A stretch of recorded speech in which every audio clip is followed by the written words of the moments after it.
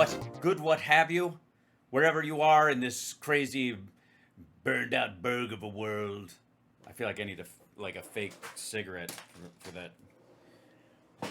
Wherever you are out there in this dystopian landscape we all think passes for life. Wherever you are, I hope you're making the best of it. I can't wish you a good day, good afternoon, hello. You know what I mean? I hope it sucks less. Sorry.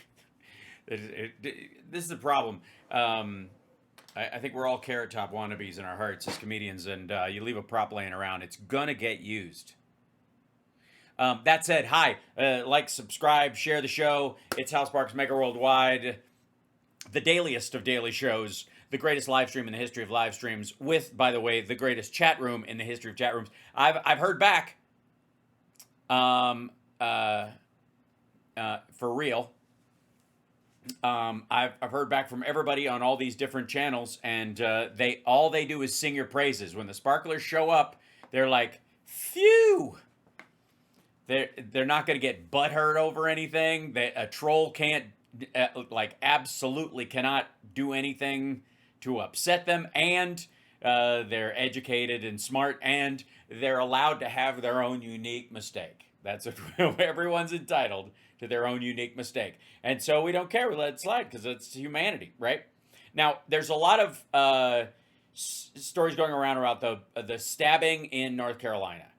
And it is brutal and disgusting, and you guys know how I feel about situations where somebody's got like a history of assault and they're released. I've never been a big fan of, like, we think too many people are being locked up, so let's just release people who beat their mom up and shit like that, and then they end up killing somebody, and everybody's like, how could we have possibly known? Like, sorry, I don't buy it. It is important. It's its own form of bigotry to assume that you can't put away the bad people amongst any group, because they're all bad people. That's essentially like, well, if you start locking up any of them, you're going to lock up all of them, which is the I guess the soft bigotry of low expectations that's been talked about for a long time. And when you set up a situation where you go, easy on this kind of crime, what happens? Does it not happen? No. Humans are humans, and humans are going to human. And crazy, misanthropic, violent assholes are going to do terrible shit. There was a woman stabbed on a train in North Carolina, in Charlotte, by a Ukrainian refugee who moved over here. Blonde woman sitting by herself on her phone, stabbed in the throat by a big black dude with with dreadlocks. I was about to say Jerry curls, but big dreadlocks, and the whole, like, just right, both of them right out of central casting for this kind of thing. Now, as upset as the right is getting, you'd think they were a bunch of, I don't know, liberals after a school shooting, which they don't seem to get as upset about. You'll notice, unless it fits right into their into their belief system or feeds their argument. Okay, so what do aliens alien? You're asking the wrong guy, smarty pants. Go watch my alien story. It's on the web someplace. I know we got to find the link to that at some point, because I could go deeper into it. It's fun, no pun intended. Anyway, so the the point I'm trying to make is that they're going to take advantage of violent acts if people don't deal with them for real. And that's why violent criminals, of all sorts, no matter what color they are, no matter what the percentage of the current number of them in jail is in any particular way, they got to go to jail and they got to stay there. Or everybody else in that group that you're allegedly thinking you're helping now has to carry the weight on their back of every early release criminal in their group. It's occurred to me recently, because there's been a big jump, especially around situations like this, in what I would call, like, white guys stealing Chris Rock's jokes, if you know what I mean. And if you don't know which Chris Rock bit I'm talking about, it should be self-evident. But this idea that there are two different types of black people in the world, and one of them's got to go. That's the premise. If you haven't seen it, okay.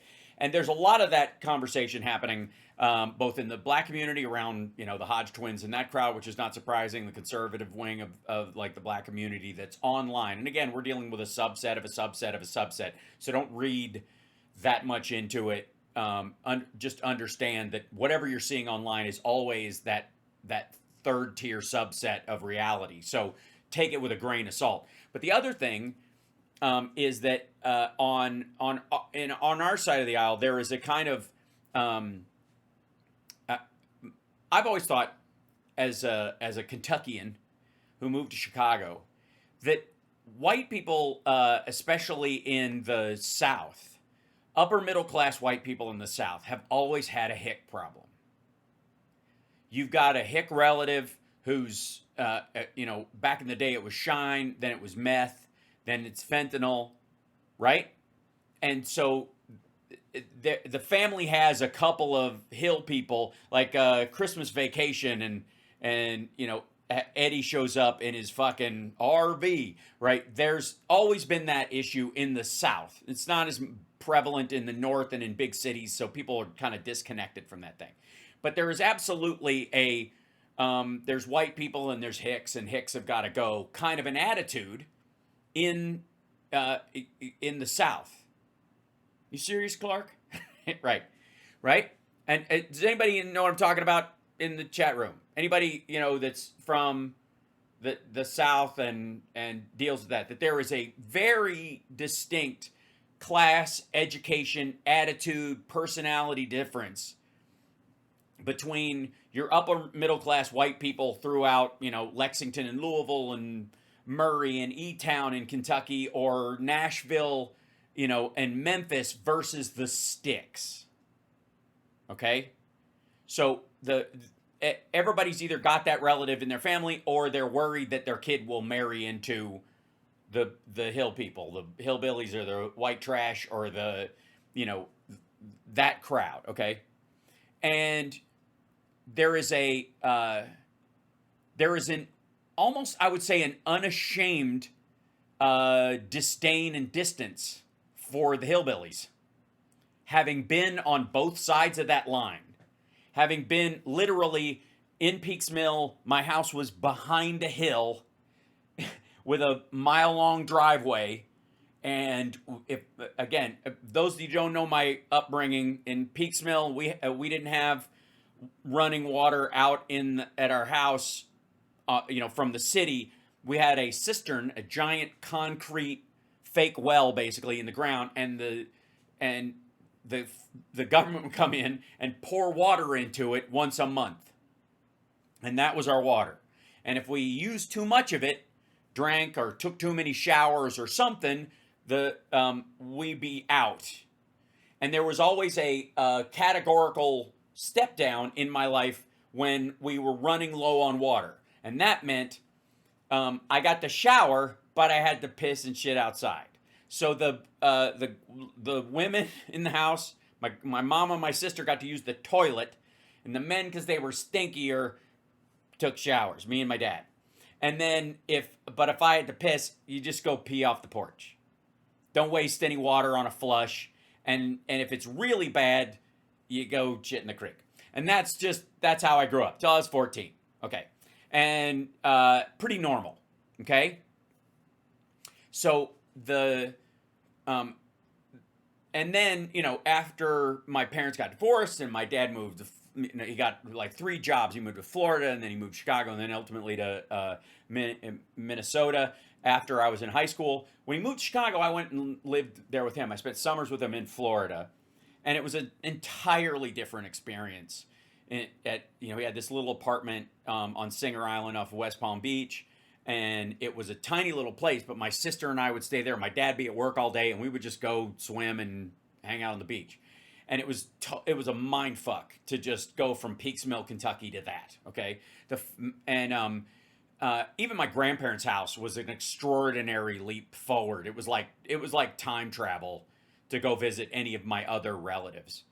And then when I moved to Chicago, obviously a complete flip over, like trying to like my dad was trying to gentrify me with a fucking crowbar. You know, literally my dad had a thing when I moved up to Chicago, and I sounded like Elvis.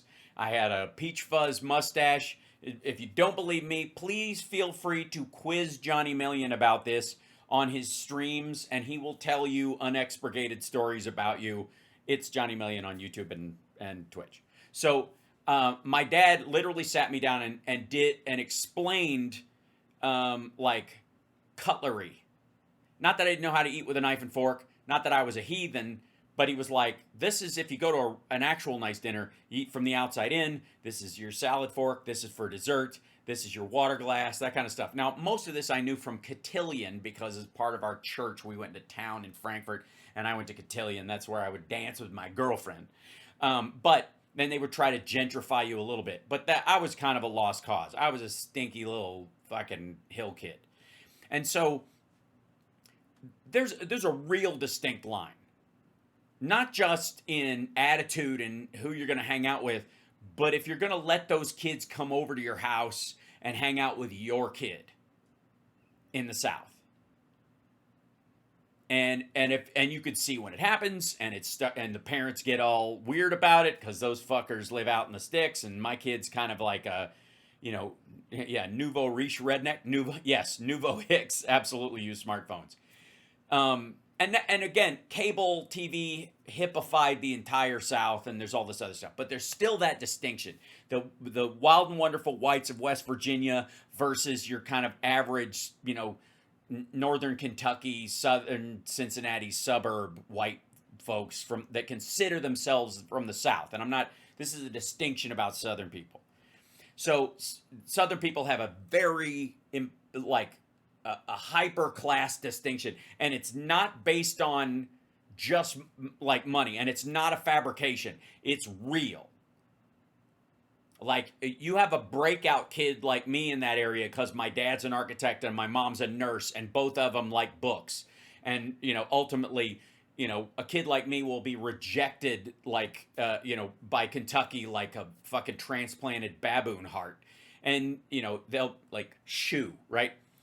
But there is a distinction in that if a redneck white kid, you know, like meth head asshole breaks the law, kills somebody, shoots somebody, nobody misses them, including their family. If you have a relative who lives in the sticks and does something fucked up and awful, or is in a gang, or is trafficking meth, or is in a fucking biker gang, or any of that kind of stuff, done. Like, nobody cares. As a matter of fact, when they go to jail, the family's like, whew, right? That for real.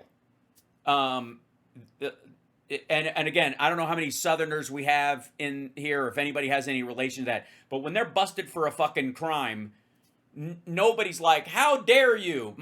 He's my brother. He's my cousin." They're like, "Fuck, let them take care of him." For real.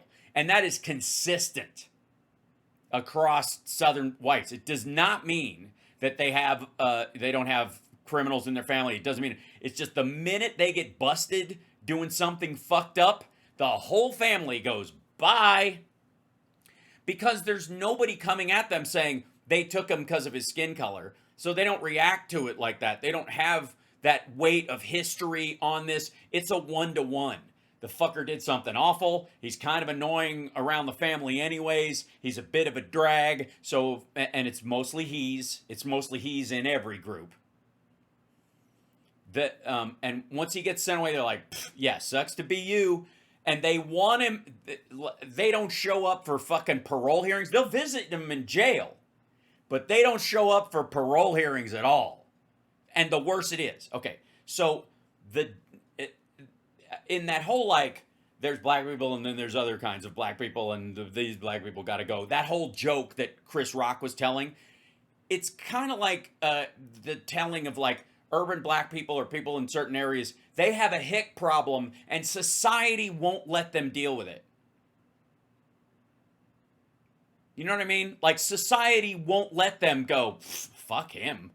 Like, again, there's no snitches get stitches for the most part in the white community in the South, where the education levels are equal or lower than, inner city areas or something like that, where everybody's always looking down at that area. Well, the fucking South is rife with illiterate fucking toothless sister fuckers, eating mayonnaise sandwiches, right? That's the Chris Rock bit. That's true. The only difference is in that community, in the white redneck adjacent community, you're allowed to tell them to fuck off. You're allowed to tell on them. You're allowed to turn in your own kid or your fucking neighbor, and there won't be a Hatfield and McCoy thing anymore, because that's basically been put to the side. And there's this like cultural shit that I feel is a burden on portions of the black community, because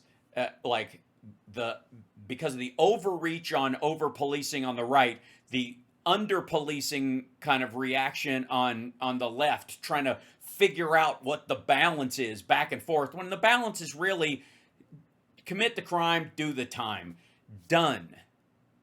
And if that was the standard, so many people would just be allowed to have their own fucking lives, because again, most victims look like their attacker. Most groups attack in groups anyways.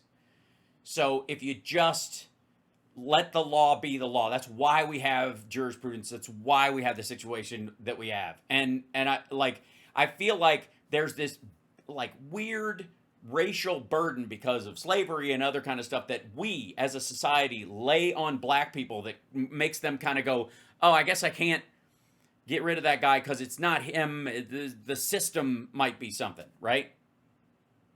It's the system that went after him. Or I have to believe that? Is that what I have to believe? And it's just fucking rude. It's dismissive of the people who are just trying to get on with their lives. The vast majority of everybody, of every group. Right? And I feel like every group should have the right to go, yeah, we have 80-20 rule with any group. 20% of us are going to be the cause of 80% of the harm. And those fuckers, if they're found guilty in a court of law, they got to fucking go.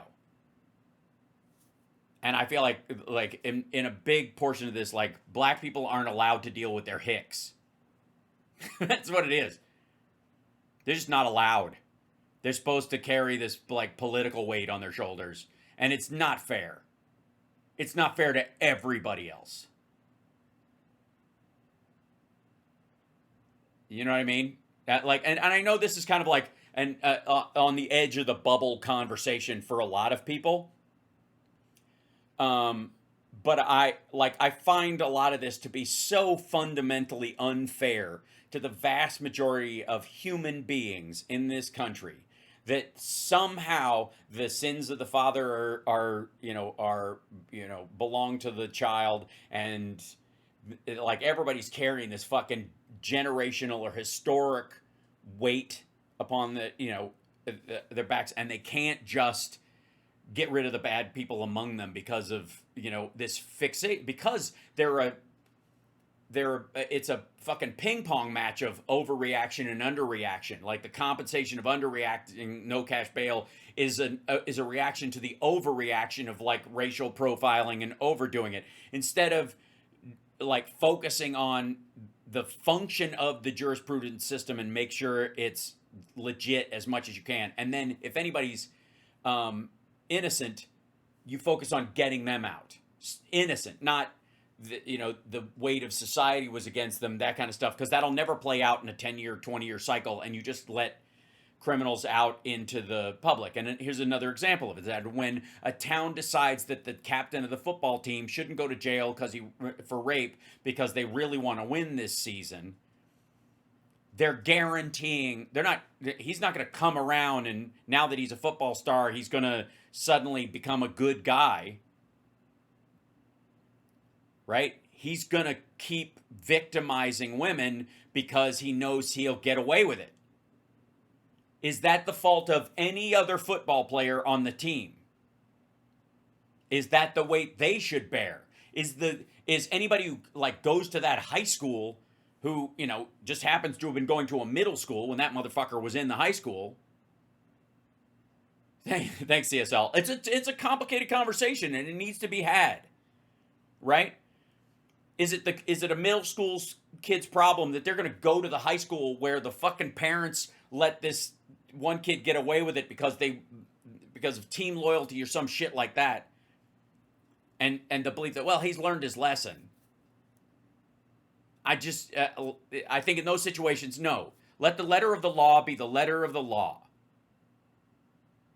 And if anybody is being railroaded, meaning they didn't do it, and they're being put in jail for something they didn't do, then you undo that, not just because that person's being victimized, but because there's now somebody out there on the streets who did do it and who can keep doing it. It is crucial that the law be blind. That's why justice is blindfolded. So it's not about your means, and it's not about your race or circumstance at all. Sorry, Gino says, I know Hal means well, but he could really fucking ask us. No, I'm telling you from my point of view, why, like, white people have had an ability to handle their white trash problem because we don't carry any of that burden. We can dump on our own and get rid of them because it's not a numbers game. Nobody cares about the percentages. Nobody even asks, even if it's high.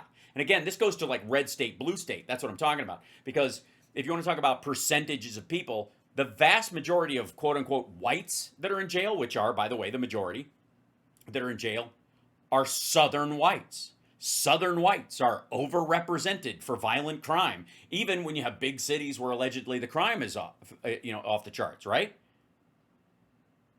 Does that mean we should let some of the Southern whites go so that Northern whites we can make room to arrest Northern whites? It's weird. It's the wrong question to ask. And what it does is it means like, okay, we're going to release a bunch of like rapists and murderers from jails in these redneck areas, like now we're even. That would just cause more rape and murder in those areas. Right? And why should anyone have to carry that weight? Because society's still working out its bullshit. Surely not all white families are disloyal. That's not disloyalty.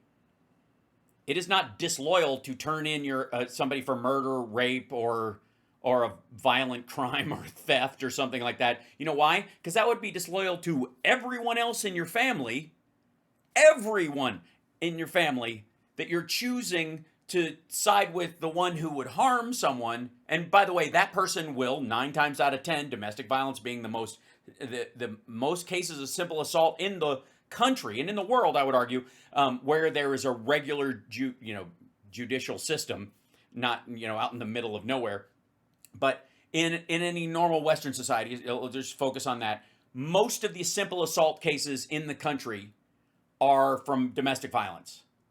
So if you're, quote, disloyal, and if it's disloyal to send the person who beats his wife to jail for doing that, then he's going to, you're basically saying the wife and the kids, you can be disloyal to them. Does that make sense? Okay. So I'm throwing that out there, and it's one of the reasons why I'm not going to cover this story directly. There's plenty of information on it, but it's also why the red side gets to jump on it with both feet when they don't give a fuck about school shootings. Right? I'm all about having a conversation about society when there's a school shooting, right? But I'd rather have the people who committed it in jail for the rest of their lives, and then we'll, when that happens, then we can talk about rather than like, well, they escaped, they're running around, but we're not going to go look for them. We're going to start talking about how many guns are on the street and whether guns are the problem. We can do both of those things, but we need to get the person who shot the kids first. Yes? See what I mean? So you handle that part, then you move on to the broader societal things. Otherwise, you're just leaving it up to the worst people to handle it. If you don't if if the good people don't try to solve the bad problems, then the bad people will, in the worst possible way.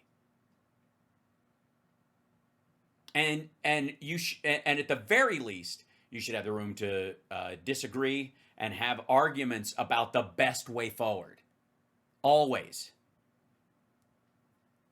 Right? So many men on death row are innocent. No, they're not. Not even close, Ellen. No. No. There's not, like, everybody will say they are, but no. No. And again, even then, if there's a single person on, and I'm against the death penalty, period, by the way, for the record, because if a single innocent person gets killed on death row, that means that system itself is murderous, and that's counterintuitive. I believe in locking people up and keeping them in jail for their natural life. But I don't believe in killing somebody because you can't undo it. You can always, I guess, some point, if they're 89 years old, go, sorry, dude, and we'll let you out. Right? I agree that they deserve to die. I don't think it's the state's place to carry it out because it can be fucked up. Yes, DNA from DNA in old cases. No. And most of the people who are getting out are on death row for the DNA cases, especially now.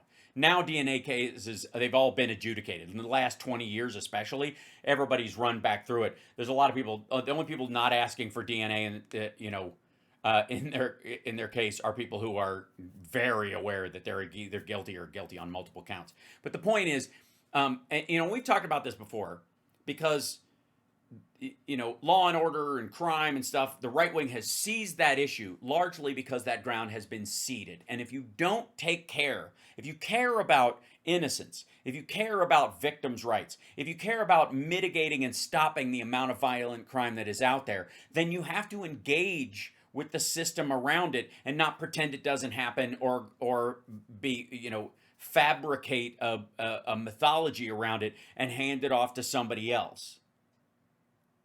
Okay, you have to deal with the reality that's in front of you. If you don't, then the Trumps and the fucking Steve Bannons and that crowd of the world will swoop in and lock everybody up. And that's why literally we have racial profiling now by ICE because of ground we ceded because it was an uncomfortable conversation.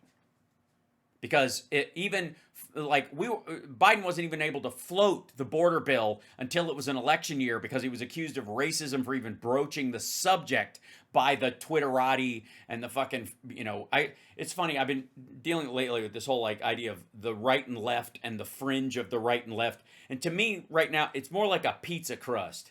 Like the crust is now deciding what the pizza is. And the rest of us are just in the pizza, like we're the pizza, and the crust is trying to tell us it's the most important part. And that's because we left it up to them. We left it up to the edges because we don't want to deal with it in the middle where people care. As the uglier the issue, the uglier the topic, the uglier the potential harm that can be done, the more responsibility those that care most about humanity and like the ethics of jurisprudence and a system that honors the individuality and humanity of everyone, the higher responsibility for somebody who cares that way. Because if you don't do it, you will hand it over to the most awful. It happens every time. It's you could track the cycle of like Law and Order crime and back and forth, like this vacillating fucking windshield wiper of political realities. When unfortunately, and this is why they call the bureaucrats the deep state now, is that the reality of constant gardening is not sexy. It's just it's just life. It's just, most things happen in that middle 80%, and the 10% on the extremes on either side is the part that needs the most work. And it is the business of the fringes to pepper the entirety of the landscape in both directions with their attitude, their belief about who the villain is.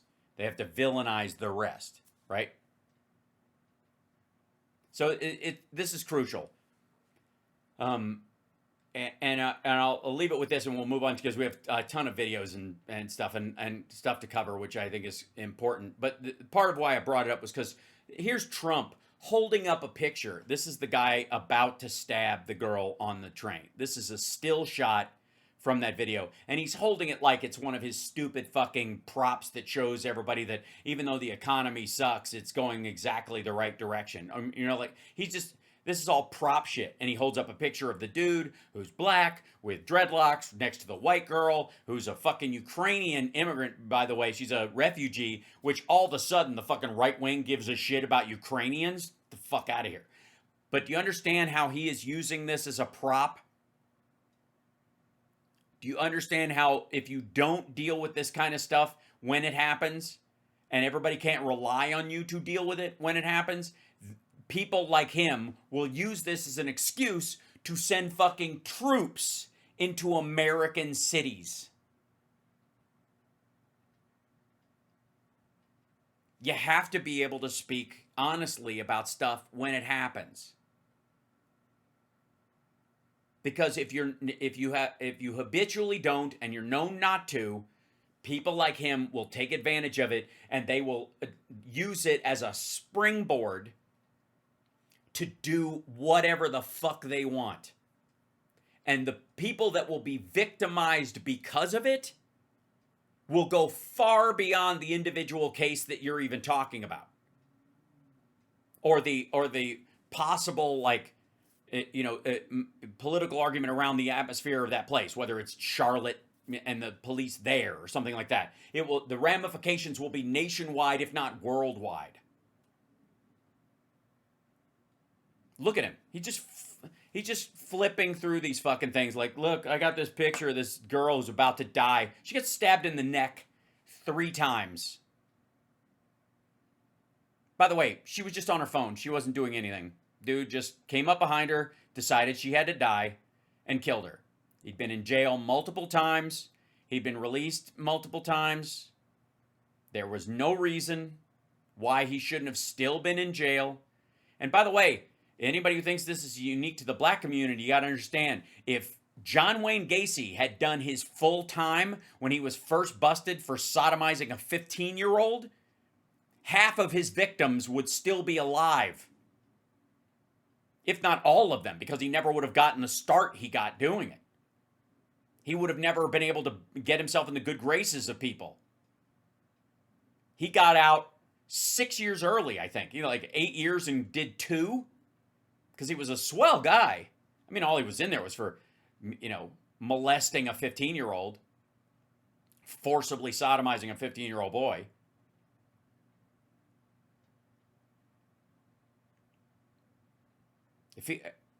I believe that when someone is sentenced to time, unless there is some sort of extraordinary circumstance, they should stay in for the length of it, for the safety of the general public. And because no one is ever paroled from a cemetery. I am against the death penalty, but I also do not believe that people should get out early on an assault or a violent charge if they have harmed or killed someone in the extreme anyways. We're not talking about bar fights and shit like that. We're talking about domestic violence and stuff that accelerates up to murder. No, 100 times no. And there's no reason why the black community or the Hispanic community, the Asian community, or the white community should have to carry the fucking burden of somebody going, well, I think there should be fewer people of your ilk in jail. No. What's the merits of this case? That's it. If you want to solve the social ills that put that person there, you're going to have to start with the next person. You're going to have to start in the schools. You're going to have to start in after school programs and all that kind of stuff. You're going to have to build that structure. That's where your outrage and your work. And when you see something like that and it seems unfair to you, you're absolutely right. But it's not going to start with that person who's already made their choices, because that person you're staring at, there's dozens of other people just like them out in their own fucking town not doing that shit. They're not getting any attention. This dude will. This guy right here. This guy now, thanks to like being released multiple times after repeatedly criming people, now he's the most famous black dude in Charlotte right now. And every other black person in Charlotte that's in its age group, every male black dude now has to carry the fucking weight of, I bet he's just a matter of days, just a matter of time. And that's unfair. That's wrong. They should not have to carry that weight because somebody thinks that this person is indicative of something, and so we've got to solve society's ills by focusing on this one person. Go lighter on them. Yeah, Dahmer's another fucking example. Bundy's mom fucking thought he was innocent till they started. She read his letters she saw his letters that he was writing about what he had done, and when she believed the letters, she was like, oh fuck yeah, I love him because he's my son, but he should never get out of jail. Even Dahmer's family were like, we don't want him to get the death penalty, but we don't ever want him out on the fucking street. And nobody was like, how can you be disloyal to your son? Who burdens a group of people or a family or a victim or a neighborhood with that shit? How dare you?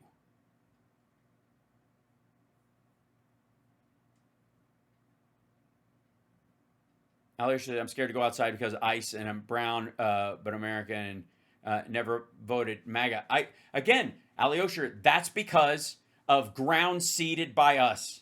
I can only talk about our responsibility in this situation because none of us are going to make fucking Stephen Miller obey the law or Trump. You got to vote your conscience and show up every fucking time, and you've got to deal with the real issues that are around these kind of things. And if there's somebody who commits a crime like that, go to jail and stay there. Again, nobody's ever gotten paroled from a cemetery. Stop it. And stop making the people in that neighborhood, on that block, on that street, in that high school, carry the fucking burden of the monsters among them. Because again, white trash people who commit crimes like that, the rest of the white people in the fucking periphery of that town don't give a rat's ass when they go to jail. They're allowed to go, fuck that dude. But for some reason, society has decided that if it's a racial minority, the entire fucking town has to carry that person on their back. It's not right.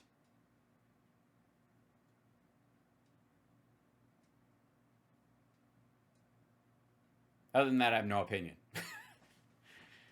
And again, maybe, chat room, if you will, maybe this is, I don't know that I've ever heard anybody articulate what I just said anywhere. All I ever see is this fucking vacillation between mythologies. We need to fucking lock them all up and blah, blah, and they're fucking, like, black people are this percentage of the crime and this percentage of the thing, so they're all fucking bad, right? Like, whole, like, Fuentes side of the world. And then the other side, like, abolish prisons and ACAB.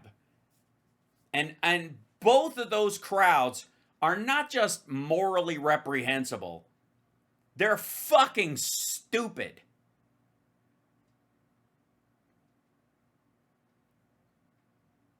And I for real, fucking stupid.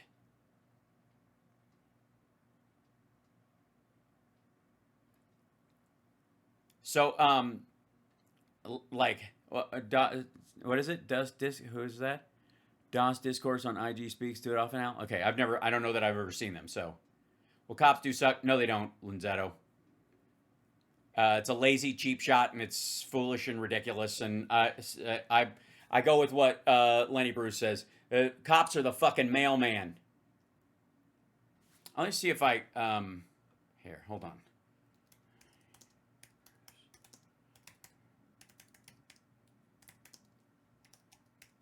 There's a. See, videos. Put this in here. Understand that some Okay. and so the judge, for this poor schmuck, is now going to knock out his attorney. Okay, so I don't know if you guys know this. When Lenny Bruce, just I think maybe even a week before he died, did one final show at in San Francisco. And I love this movie. Everybody talks about how like it's sad. He was like worn down, you know, because of his court case over obscenity. And he had dealt with this whole thing. Let's see if I could find. Oh yeah, go knock out his attorneys and Uncle Fred over there. Okay,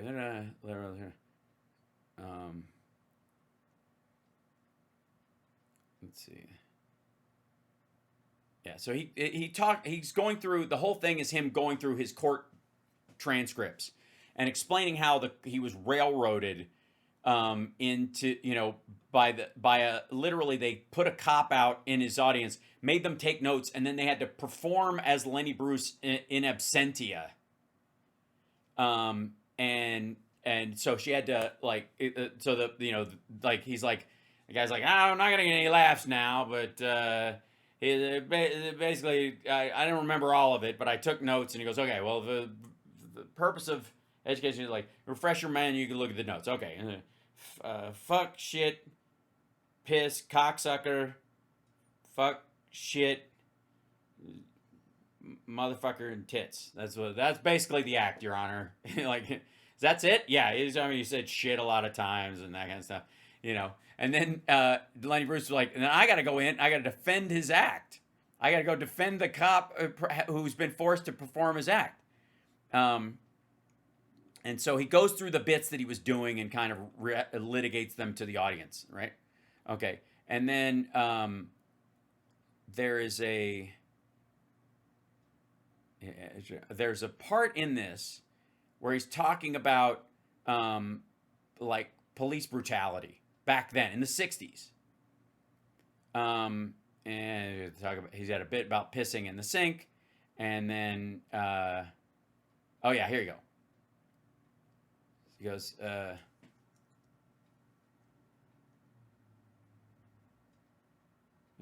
okay.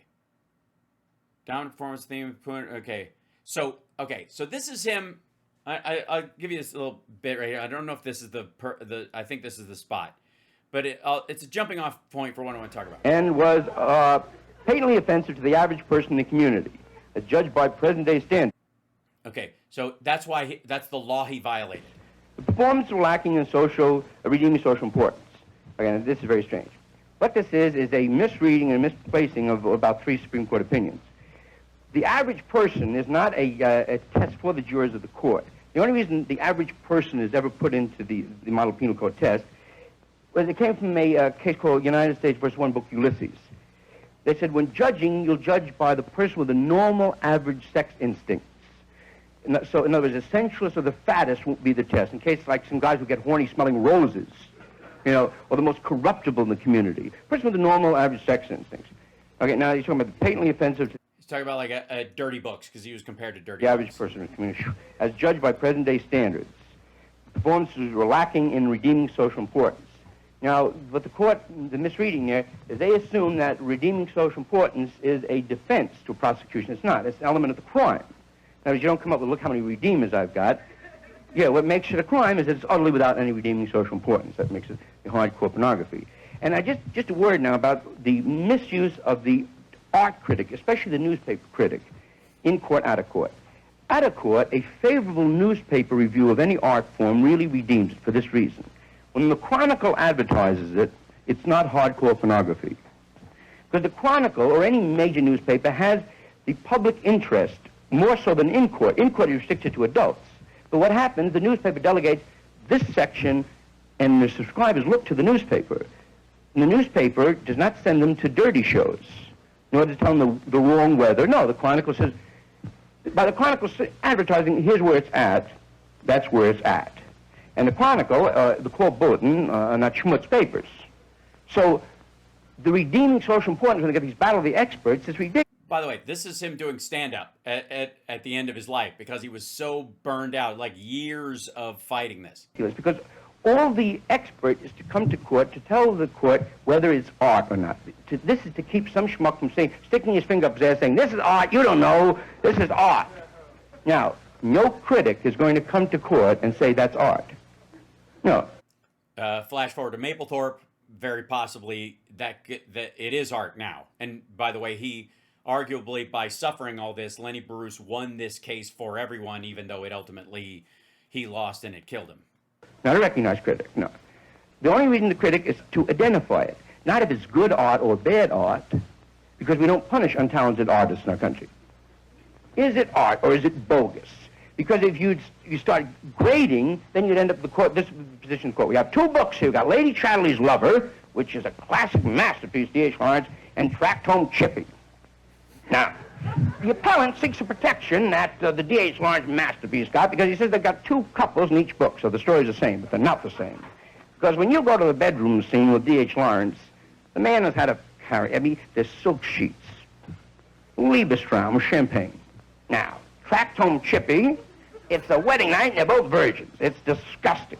All right. So at one point he says, when his, but I'm going to jump ahead because there's one part of it where he goes, that, you know, he realizes in court they're just making his art suck. This is Lenny Bruce, everybody.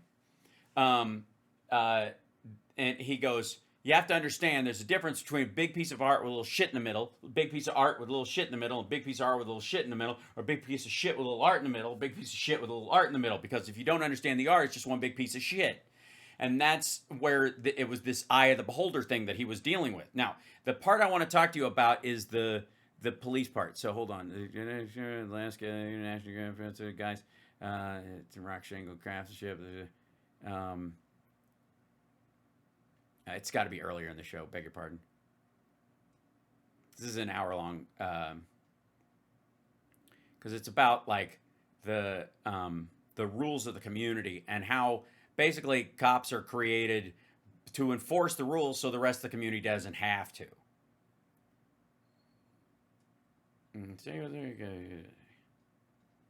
Microphone's down.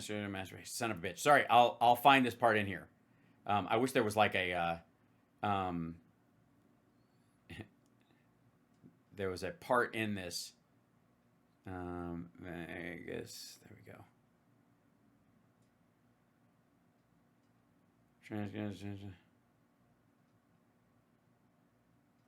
I'm gonna miss it again. Okay, sorry. Okay, there you go. Okay. So he's talking about he's talking about like why people think they would never give up their country, and then and then he goes into this is a story about police brutality, and this is in the 1960s. Just remember this. This guy pays the dues because the lie about the stand-up guy brings a lie about police brutality.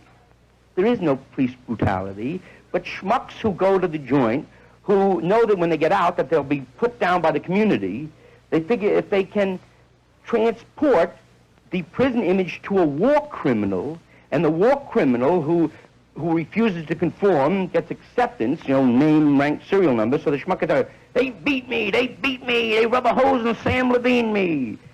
Everything, but I didn't get, they wanted names, I didn't give them one name. Schmuck, you're arrested for exposing yourself.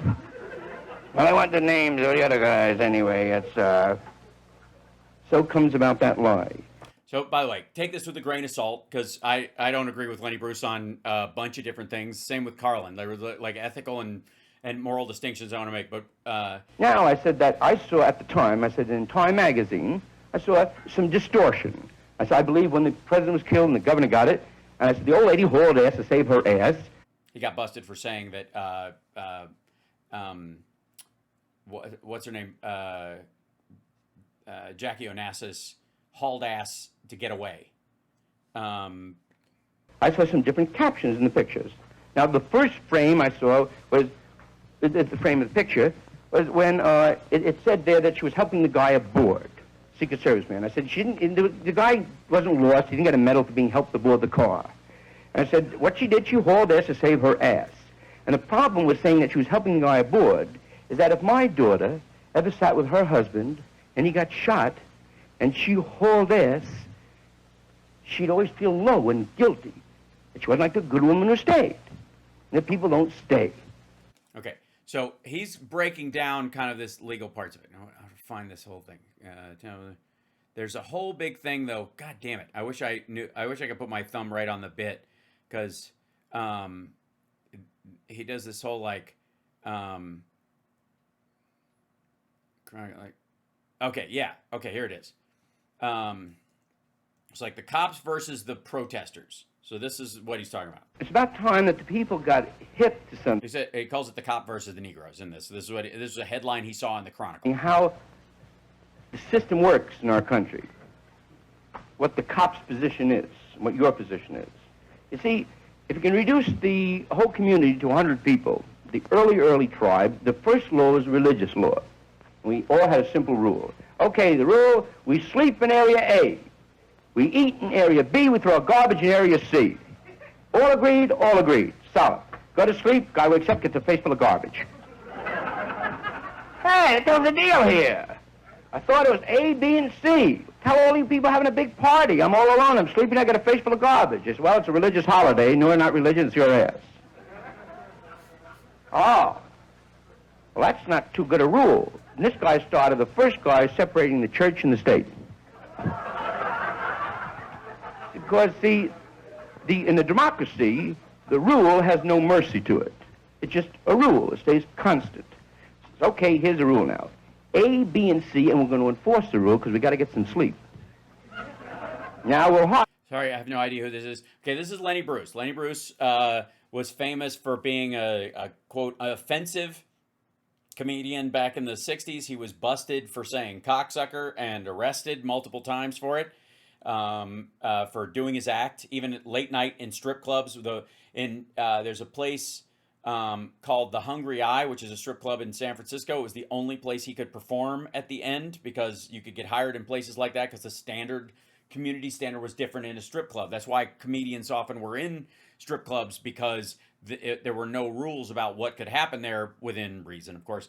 And that's why if you watch JoJo Dancer Your Life is Calling, which is a movie written by Richard Pryor about his experience, he opened for strippers and performed on the road with like a stripper and a jazz band because the places they played were set up so that, you know, anything goes, right? So you wouldn't get busted for what you were saying because there's a woman taking her clothes off and there's some guys smoking whatever while they're playing. So the rules just didn't apply in that one place. Okay, so this is the last movie he made, the last video of him or film of him doing his act before he died. You're a cop. Policeman, here's your gig. If anybody throws any garbage on us while we're sleeping, you throw their ass right in the shit house. They live with this garbage, you understand? All right, you take the gig, you do it. So the cop said, what about if the guy's aunt? Well, you don't understand. Aunt your ass. We want to get some sleep. Anybody's aunt, mother, brother gets thrown right in the shit house. That's it. The rule is consistent. Now the other guy goes, okay, that's the rule, but I tell you what, policeman, don't kick their ass, throw them in the garbage, but don't do it when I'm around, okay? I'll go in the next room. But if they do it, throw them right in the garbage and keep them there. You see, I can't do it because I'm too nice a guy. And you see, you got to have a certain mentality to do that to people. So I'll wait in the back room and you kick their ass. All right, good. So what happens... So that's his kind of take on like how we came up with police officers to establish what the rule was. And obviously it's the shorthand of it because obviously there were religious guards and all kinds of stuff like that. There was self-policing that was far more violent. Then there was a standardized legal system and, you know, in certain countries that were established over time. But the cop is a placeholder, like a fiat currency for justice. And the same people that are saying cops suck are in the same boat as people who think, you know, paper money isn't real money. We need to go back to the gold standard, which is basically, you know, in the policing standard, like we just shoot people on our own. Go back to carrying handguns everywhere, right? So the point I'm trying to make is that whatever you hate about what police are doing in any particular instance, they are indicative of society's choices or the choices society refuses to make. Does that make sense? You have to take responsibility on your side, otherwise the other side will seize the reins and drive the whole fucking thing off a cliff.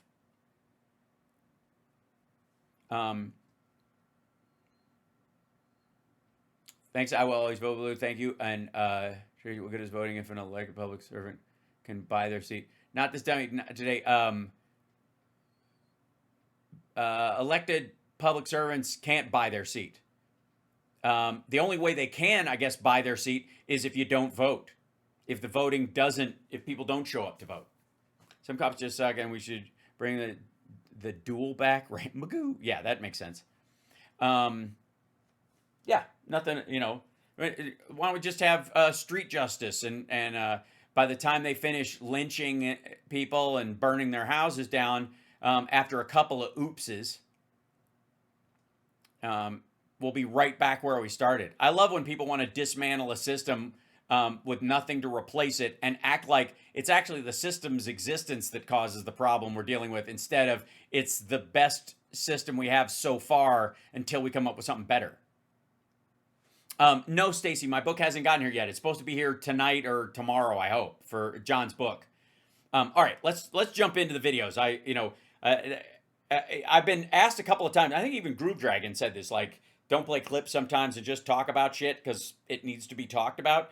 And I don't mind digging into these kind of things. And most of the videos, as you know, are jumping off points for me to get to these points if they're kind of crucial to what's going on. But let me be abundantly clear. People who harm another human being by the choices that they make should face consequences for those choices that they have made, regardless of any immutable characteristic that they have, because the victim doesn't have a choice. The victim, it may be attacked because of their immutable characteristics, because they're a woman sitting alone on a train, or they're, the next door neighbor who's just trying to eat their cornflakes and a fucking stray bullet comes through their wall. Very few people who talk about disparities go down to a cemetery and look at the number of victims of violent crime in the cemetery and go, there's a group here that's very overrepresented. We should do something about it.